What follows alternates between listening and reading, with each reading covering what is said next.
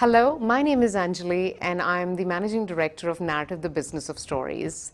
Yes, there is absolutely a business that is hidden in stories. The moment I say the word business storytelling, people think I'm going to talk to them about plots, myths, characters, hero's journey and fairy tales. Well, in my view, business storytelling is way more than that. Business storytelling is about practical, logical and methodical communication which helps you get your point across, and it's a communication that leads to action. So today I wanted to share in 4 segments some important tips and techniques that you can use to be able to get your point across. So let's start with the very first section, which is about make a point. Now, imagine in a business environment, you're standing up and you're trying to make a point like this. We need to have competitive edge.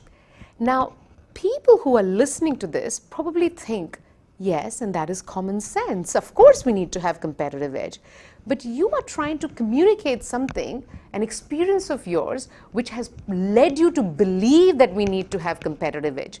People are not seeing that rationale or that experience, or why exactly are you saying that, unless you actually start sharing it.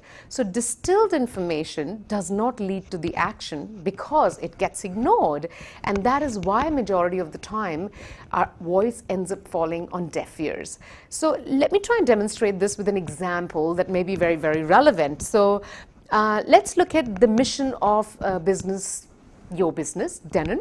The mission is bring health through food to as many people as possible. Now, that is a mission, and that's a wonderful mission to have for any business. Now, the challenge here is it's wide. It's generic for a lot of people who don't understand it. So as Danone ambassadors, it is our job to bring meaning to this mission statement. And you can bring a meaning to this through various stories. I'm going to share one with you that I recently heard. So I needed to thank Larry Lin, who told me this story. He works in supply chain in ELN business in Shanghai. Thank you, Larry. I'm going to use your story to bring meaning to the statement. So Larry tells the story like this. He gets up and he starts to say that our mission as a business is to bring health through food to as many people as possible. Let me explain how do we do and live that mission every single day. In 2008, there was an instant formula crisis in China. At that time, there were many mums in China who were really in a difficult situation and not able to buy a product that they were confident of giving their children. I remember going to Germany at that time for a business conference, and all my friends who had babies were actually giving me lists of the baby formula that I could bring back for them from Europe. I went to Germany and I was looking out in 3 to 4 different stores, but I just couldn't find the formula. So I came back, and I still hadn't been able to help the situations my friends and their family were in. It was a very difficult time for any mom at that particular time. Look now, 8 years ahead, if you walk into the store and you see the amount of formula that is available, the varieties that is available for the Chinese mom, it's incredible. It's a matter of pride.